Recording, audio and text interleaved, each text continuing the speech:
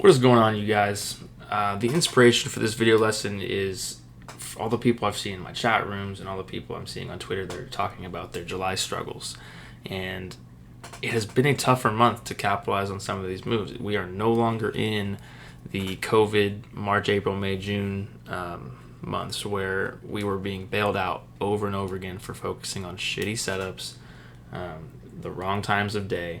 Anything that said COVID at all, it could have traded one share on the day and it would spike. Once it came out that PR that said COVID, it spikes 100% and you make thousands of dollars. We are not in that type of market anymore. So we are back to the basics. We're back to all the rules that we were trained to follow, focusing on the right times of the day, focusing on non-overextended plays. Typically they have catalysts. It's the day one of the move. And we're going to jump right into KNOS, which is a really good example of, mindset. I'm huge on mindset. That is my favorite thing in trading. I don't think there's a bad trade. I think there's just bad mindsets. And we're going to kind of go into, I have a feeling you've been taking a lot of the same trades that I've been taking, but I'm either thinking about them differently or waiting for the right time of day, and maybe you're not. Or I hope, whatever it is, I hope this helps you out if you've been struggling in July or in general. KNOS. If you can locate why this is not ideal play, you either have some pretty good experience in trading, or you just understand stock charts. And if you don't, that's what I'm here for. I'm here to talk about it. KNOS is a very nice little mover. It was a nice trade. It's been a nice trader for the last, I don't even know, since May. But what happened here is it spiked up, it got overextended, and it came down for 4 straight days. Bottomed out here right around 12 cents a share and spiked in 2 days to 23, basically the breakout level at 24 cents a share. That's a 100% move in 2 days with a huge gap up. This thing gapped up like 3 to 4 cents. Yeah, only 2.5 cents a share. But there was a catalyst, but there just wasn't really a huge reason to gap up, in my opinion. The price action didn't warrant that type of gap up. And dead sprints like this from 12 cents up to the breakout level, there is just no chance that it offers a good risk-reward trade buying the breakout. A lot of people chasing this breakout in the 22s, 23s. And like I said, there's no bad trade, there's just bad mindset. This is not an untradeable ticker. You could have bought this morning spike from the 18s, you could have sold it into the 20s, 21s. That would have been a phenomenal trade. But if you're buying at the 18s and you were hoping for a 24-cent break, you have a terrible mindset. You're going to lose money in the end every single time. These things cannot sustain that type of sprint. And if you think they can, just to put it into some perspective, this might be a little bit of a weird example, but go run a mile and try to sprint for 2 laps. You're on day 2. Sprint for 2 or 3 laps and try to maintain your pace from the first lap to the 3rd, 4th lap. It's not going to happen. It's impossible. Think about these stocks the exact same way. All about mindset. Think a little bit differently. It's not going to happen. But if you wanted to take this trade over 21 cents a share, you could sell it into 22 or 23. That's a great mindset. This is a predictable part of the move. I do not trade the meat of the move all the time, but I take the predictable part of every move. And I think there is a predictable part of every good setup. I don't think that there is, I don't think the entire meat of the move is always predictable. And that's a very important factor when trading, at least in my opinion. If you're familiar with OTCs at all, I take triggers and I sell into strength quickly. It's a very good market to get into. I love OTCs. But this does not have the potential. If you're buying it over this high day break at 22 cents a share, thinking you're going to get 24, 25, 26, 27, 30, it's just not going to happen. And if it does, it's one of those black swan type of plays that disregards everything and just spikes like it shouldn't. It spikes like it shouldn't. And we don't want to put our money into things that we, aren't supposed to spike. We look for high odds setups. And we're just going to move on. There's been a lot of stocks this month that have spiked and gapped up that I didn't anticipate happening. They did not have the odds that I always want in all these trades. MEDH. I didn't capitalize on any of this.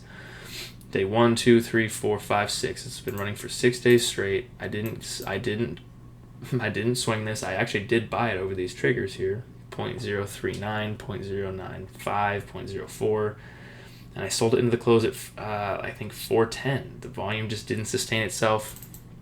We're overextended. It triple topped into the close. Didn't even have a catalyst recently, at least that I was aware of. And then it gapped up to 5. It gapped up a cent a share, a 20% gap. It just, actually 25% gap. I'm not very good at math. That's not predictable in my opinion. And I do not want to trade non-predictable setups. CYDY. Now, typically, I would not suggest I would not suggest trading day 1, 2, 3, 4, 5, 6 of the move. But this is way different type of bounce than something like KNOS. 2 days, 100% move. CYDY, 6 days, we're up $2 or $3 a share. And short sellers continue to get squeezed out of this. There's more psychology and more thinking that goes into this than just trading this breakout. I was actually shorting this thing here, thinking we might get a pull back to the low 5s. We did not. But predictable moves. Short sellers are going to get squeezed out. I made like $700 on this name today, taking very quick singles. I am trading and entering stocks the exact same way that I always do, but I'm just taking the predictable part quickly. This is the perfect example for taking the predictable part of the move and letting the rest, whatever happens after that happens. I took this 584, 585 trigger and I sold it at 592. A couple thousand shares. I have a larger account, so not everybody can afford to do that, but it's just the thought process that's important here. Don't worry about the specific trade or the stock chart. But I take this predictable move, sell it at 592. Super easy, super predictable. It never even threatened to come down once it did that, really. And then guess what? I took the next trigger at 390 or at 593. I sold it at 599.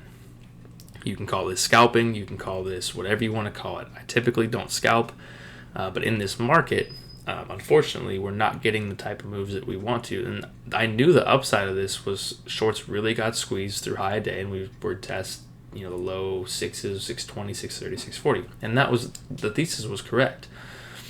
But I'm still taking the predictable part. This right here, not predictable. This, very predictable, which I did take. I took 6 cents a share, $6 a share, knowing that 605 was right next to it for high day. Volume was pouring in quickly. And I sold it at a measly 612 for a total of $700-ish on this name today. And I did not one of these trades would I want to put some arrows in and post it to Twitter and say, hey, look what I did today. I have no problem dropping my ego at the door before I get to my desk. This is the type of market. I completely fucked up in June, like so badly. I had the worst mindset, the biggest ego. This type of trade, this little quick single, I was way too good for that. I just was not going to take that because that's just not who I am. I was making all kinds of money. This is a beginner's type of mindset. I don't like that. And guess what? I fucking destroyed myself for 2 or 3 weeks after that. I started June with over $7,000 in the first week. And I started sitting there thinking about, oh my God, if I do this every week, I'll close in on $30,000 for the month. That would be a great month. And I could buy this, this, and this. And stupid shit. You're too optimistic. You're not looking at anything objectively. And that's a terrible way of thinking, a terrible way of looking at all of it. And what happened next week? After that $7,000 week, I lost like $2,000 total. And then the next week, I lost like $1,000 to $2,000 as well. That's what happens when you have a bad mindset. Had to fight it. I did a terrible job in June. I did come out with a little bit more money. I ended up making $9,000 total. And I say that with, not a lot of enthusiasm because of how good the start of the month was.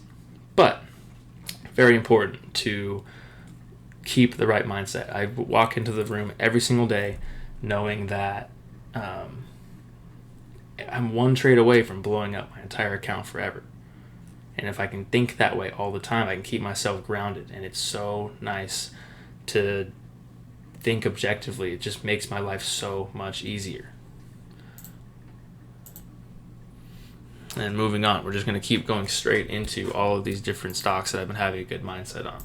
Very proud of the way I've been able to overcome some of those issues that I just talked about. AGNPF, I hate this stock. I hate it with all my heart. It's one of the worst traders out there. I got chopped around in this level, in this area over here. But you live and you learn, you figure out the price action. This had I love multi-day breakouts. It had a catalyst. COVID stocks early last week or late last week, and there was a couple of different catalysts that were spiking some of these. So I capitalized on this little multi-day breakout on a volume perk.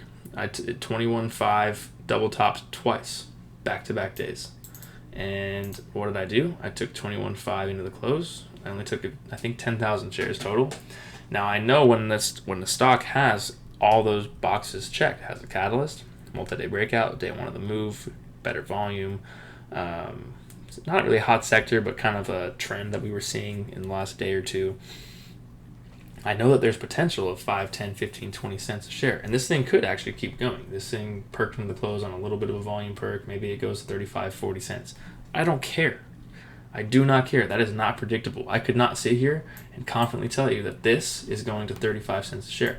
I could not confidently tell you that this is going to 31, 32 cents a share. I just can't do that. But going into the trade, I know that if this thing indeed has legs and follows, kind of the recent patterns, I can get a move to 23, 24, 25 without any issues. And we did. And I took that profit. I took $300 profit. I sold into the 24 somewhere. I don't remember. And if I top ticked this, I would have made $1,000. So I don't even know if you can call that the meat of the move. But I'm taking the predictable part of the move, and I think that is the most important part. Now, another way I've been trading a lot of these stocks is I've been taking the predictable part of the move on this trigger. In March, I was able to take, trades on, I used DECN as an example already, but I'm going to use it again. I was able to, buy it in the morning and let it just chop around all day, and then it would reach new highs and I would make a ton of money. I thought that was the best. I thought I was so smart, and I had this perfect process that would work 100% of the time, and then guess what? That stopped working because the sectors always die off a little bit. There's a time and a place for that mentality, and this is not the time and the place for it. So I take this predictable profit into the 24s. Now what I've been doing is I'm still looking to take that entire move all the way to the top, but I'm going to do it in chunks, and they're going to add up to be kind of that full trade. So I could have taken this trigger here at 24.5 and sold it, and I would have sold it very quickly again. Predictable move, 25s, 26s, at the most 27s. Maybe I sell it here and then take this trigger over 26 and sell it in the 27s. I'm taking very small, quick, predictable profits. Call it scalping if you want. It's only scalping, in my opinion, if the upside is what you're trying to accomplish. And I know that the upside is much bigger than what I'm trying to capitalize on, which is why I'm comfortable taking it. I hope that makes sense. I can try to reword that in another stock chart. Now here's another example. I'm just going to keep running through. Burn and turn. ATDS. I got reminded today that I need to have a good mindset no matter what. ATDS came out with a catalyst today. I don't even think I read the catalyst. Something to do with the Pittsburgh Steelers, and I don't care. Whatever. First green day was back here. We're now on day 3. It's consolidating. It had a nice gap up. And I'm proud of myself for certain things I did in this trade, but I'm also frustrated with myself that I took it at the time that I did. This thing gapped up on news. It came back down, consolidated nicely here. I waited for this entire thing. I waited for it to prove itself, and then all of a sudden we get this move over, that 3.8 level. I basically damn near top ticked it, so that kind of sucked. I took a $200 loss or so. Just a little reminder that stay away from midday trades right now. They're just not working the way they are. And if they work and you didn't take it, fine. Who cares? You don't have to be a hero. You don't have to be the best trader. You don't have to take every part of the move. I did not capitalize on anything on MEDFH or whatever excuse my language. I won't cuss. MEDH. I didn't capitalize on anything here. KNOS. I didn't capitalize on anything here. And I'm still closing in on $10,000 for the month with almost 2 full weeks of trading left. You don't have to be a hero and take these weird price action type of moves, these overextended low odds type of spikes. You can take predictable profits over and over and over again. LKNCY, it overperformed for multiple days, a couple of weeks, and I actually capitalized on this pretty nicely. It is now coming down hard, and it has been showing signs of possibly trying to bottom. I hate dip buying, but I will buy the little triggers near the bottom. This worked out perfectly. I was already looking at this earlier with some of my people that I work with closely. I was looking at this thing here in the 2.2s, and it put in a lower high. No, I'm sorry, it put in a higher low, and then put in a consolidation period. Consistencies in the chart, consistent resistance levels. So I take this move over 236, and I'm not looking to trade this back to 270. It's a terrible mindset. This is predictable right here. This is predictable. And not even this whole thing is predictable. I'm actually lying to you. This is predictable. This first two couple spikes to the mid-40s. That's probably where I would have sold in this market. Predictable move. I know the upside of these things that bounce and show bottoming action and short sellers recovering, yada, yada, yada. All right? I know that there's upside to 260, 265, 270. This is not what grows my small account, the predictable profits over and over and over again, or what, build my small account. If we're in a market where this is giving us massive upside, these first green days or whatever you want to call this stock, I don't care. It's just not happening right now. If you're focused on this type of price action right here, let's draw some lines here. If you're focused on this type of price action right now, you are asking to lose. This is not making you any money, but this is making you a lot of money consistently over and over again. You could have traded this and deleted it from your screen all day and focused on something else. AXIM, similar mindset. This is one of my shorts today. Please take every short that I take or advice about shorts with a grain of salt. I am very new to short selling and I don't know much about it yet. But AXIM, very impressive stock. Day 1, day 2, day 3, I expect this to fail every single one of these days. I expect it to fail, especially this day, and then especially day 3. And they just continue holding this thing up. And very impressive. I actually ended up capitalizing on this gap up in this morning spike. It wasn't really a gap up, but I saw some stuff on level 2. I took the 1-1 trade and I sold it at 118 for a predictable move with what I saw on level 2 and the size that was happening. Short sellers were getting stubborn, and they actually ended up being rewarded if they stuck around long enough, which I actually shorted this as well. It was the first time this thing had gone red in 3 days straight of consolidation and spiking. So I slapped it down pretty good at 103, covered some up into this first pull, added some back at 102, and I expect this to crack through 9.2 no problem, back to the 80s and 70s, maybe even 60s if it really got going. Pretty unlikely. And what happened? It held 92 very well. I covered it 92.5, playing like a complete bitch. It's fine. You don't have to be a hero. You don't have to be... It's not that easy. I watch guys like Jack and Kyle and Matt, and they all make tons of money on these same moves. And I might not make as much money as they do. But I'm in the business of growing a small account. I have not reached 6 figures yet. I think I'm somewhere between 50 and 60. I haven't looked a couple days, couple weeks. I don't really know where I'm at, to be completely honest. I'm still growing an account. I am playing predictable moves, and I'm protecting the gains that I have. If I was wrong to cover this here and then it immediately slaps below 92, I still made 8 cents a share and made $300 in the play. The predictable part of the move was this red to green move here, and then added back on the bounce. Even that's not super predictable, but it ended up working out. Next one, VYST. This is happening a lot, okay? So if you watch that podcast, the Twist podcast, I talk about not wanting to be with the 90% of traders. And I don't want to be, not necessarily don't want to be with them, but I don't want to be against them. I don't want them to be underwater while I'm trying to make money. Pretty easy to see the volume on this chart where the 90% probably is located, which is in this area, from the 3.2 area up to the 4 cent area. And I expected this thing to come up and come back down just as easy as it went up. I was wrong. I love being wrong. The only problem with being wrong is not being able to adapt and figure out your mistake or fix your mistake. I was wrong a lot on this stock chart right here, VYST. Missed this whole move, located the 90%, expected to come down. Completely wrong. Held up very nicely, very controlled. And I thought 4 cents a share was going to trigger high a day. So I started loading up at 3.95 and 4 on different triggers, and I was wrong. It stuffed at 4.10. I cut it because I didn't know what was going to happen. I like protecting my gains, protecting myself. It double topped at 4.10. So the only problem I had was I was a little early. I had the right mindset. I attacked accordingly. I fixed my mistake when I realized I was not correct, and I re-slapped it at 4.10. Simple as that. And then I still sold like an absolute sissy into the 4.3s. I didn't swing. Because why? Going back to our rules, this is day 2 of a bounce. It's kind of a multi-day breakout, but there's overhead resistance here.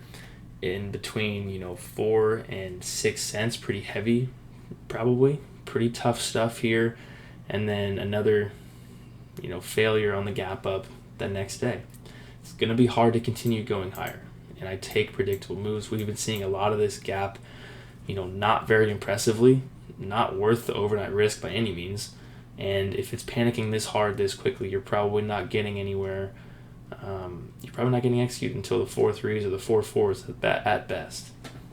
So is that really warranting this gap up and the risk overnight? Probably not. Take predictable gains, move on, be happy with it. Last one, NEXCF, missed the entire downside here, morning panic, and then attacked accordingly here and did pretty well. I sniped this one pretty well at 5.35. I ended up getting like a tenth of the shares that I wanted, so I made no money on it, but the mindset was good, and I covered up into some of these pulls, and actually, let's go to a better chart here. I re-shorted into this chop here when it started, looking like downside was going to continue. It broke down below the previous support, and then I thought would test the mid-4s. It did not. So I took another 10-cent gain. I made like $300 total shorting all day. Didn't take a lot of impressive moves, but they add up. And protect yourself. Leave your egos at the door. Good things happen. SBFM, biggest runner today. I didn't trade it. Never liked the price action. Didn't have a catalyst.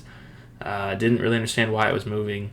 And if I had traded this, it would have been over 2 cents a share, most likely. And even then, I would have been selling into the 2.2s, 2.3s, 2.4s. I would never have made it this far. Maybe this gaps up to 4 cents a share. If you have a small account, who cares if it gaps to 4 cents a share? Why are you willing to take that risk that it doesn't and it gaps down to 2.8, or maybe it opens up at 3.2 and panics down to 3 or 2.6, 2.4, and you can't get out, and maybe you actually end up losing money or cut your profits in half? That just isn't the mindset that got me to where I am today. And if this is the mindset that a lot of you guys are trading in right now or trading with right now, it's probably a decent reason why we're struggling so bad. There's a ton of opportunity. There's just a different way to go about it in this current market. Take quicker profits. Even if it feels like it's almost a waste, they will add up. They will add up. I made $1,000 today between like 10 different trades. That's not that impressive. That's probably over trading, but there was a lot of what I thought was predictable gains over and over and over again. So I take them, and I take them over again no matter what. I hope that helps. I won't probably read the comments on YouTube. I don't really use YouTube that much. Please DM me on Twitter, which is going to be, I think it's Scott's Trading 11.